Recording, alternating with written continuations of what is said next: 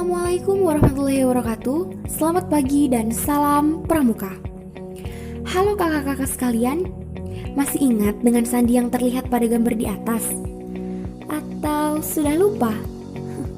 Yaps, benar sekali. Nama sandi di atas adalah sandi Morse. Eits, tapi tunggu dulu kak. Saya mau memberikan penjelasan singkat tentang sandi.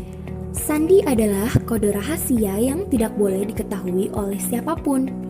Sandi sudah digunakan sejak zaman prasejarah loh kak. Sebab orang-orang zaman dahulu sudah sering melakukan perjalanan yang selama perjalanan pun mereka tak ayal bertemu dengan musuh. Sehingga mereka diharuskan berkomunikasi kepada kawannya menggunakan media lain, tak terkecuali menggunakan sandi. Tidak hanya itu kak, pada saat orang-orang zaman dahulu mengalami peristiwa tersesat di hutan pun, mereka menggunakan sandi loh sebagai alat komunikasi. Sehingga akhirnya mereka banyak menciptakan sandi dengan berbagai bentuk dan berbagai metode. Sedangkan di zaman modern seperti saat ini, mayoritas sandi digunakan sebagai pin rahasia kak, yang berfungsi untuk melindungi. Contohnya, sandi gadget yang ada di handphone kakak-kakak semua. Dan di video kali ini, kita akan membahas tentang 3 hal penting yang harus kakak tahu terkait sandi Morse. Tapi jangan lupa klik tombol subscribe-nya ya kak, like, dan jangan lupa untuk men-share ke teman-teman kakak. Asal mula sandi Morse. Morse adalah nama jenis sandi.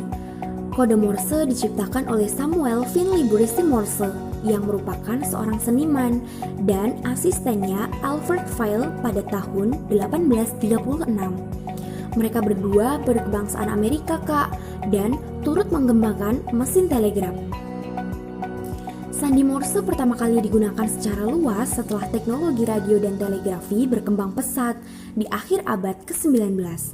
Pada masa awal perkembangannya, hingga pertengahan abad ke-20, kode Morse yang dikirim melalui telegraf adalah media komunikasi yang jangkauannya paling luas dan paling cepat, dan menjadi sarana utama pengirim berita di kantor-kantor pos di seluruh dunia, hingga saat telepon menjadi populer di masyarakat.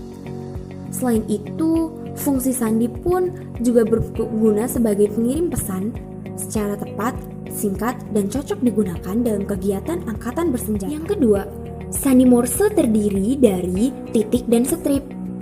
Titik dan strip adalah 2 komponen utama yang ada dalam sandi Morse.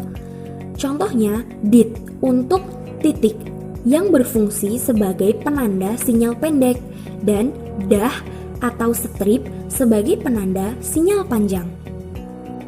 Tentunya kakak-kakak sekalian sudah tahu bukan bahwa kode Morse pun tidak hanya berfungsi pada alfabet, melainkan juga berfungsi pada angka dan tanda baca. Dan yang ketiga, sandi Morse dalam kepramukaan. Apa saja sih sandi Morse di dunia kepramukaan itu? Salah satu fungsi sandi Morse dalam dunia kepramukaan tidak lain adalah sebagai media belajar dan praktek lapangan. Contohnya nih kak, pada saat menjelang upacara pembukaan atau apel latihan di pramuka, bisa dengan menggunakan meniup peluit untuk mengumpulkan seluruh anggota peserta untuk segera menuju ke sumber suara. Tidak hanya itu, sandi Morse pun menjadi menu wajib loh kak untuk diajarkan kepada anak pramuka.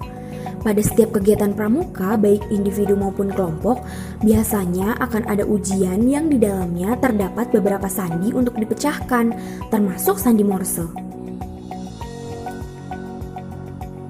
Kemampuan menerima dan mengirimkan kode Morse merupakan salah satu dari kecakapan yang dapat menerima tanda kecakapan khusus. Dalam dunia kepramukaan, kode Morse disampaikan menggunakan senter atau peluit pramuka. Wah, kira-kira kakak-kakak semua udah pada hafal belum ya sandi Morse? Yuk, komen di kolom komentar di bawah ini buat yang udah hafal dan yang belum hafal. Terima kasih ya kakak-kakak semua udah menonton, semoga bermanfaat. Dan jangan lupa untuk menyebarkan link video ini kepada teman-teman kakak semua biar makin banyak yang tahu. Terima kasih.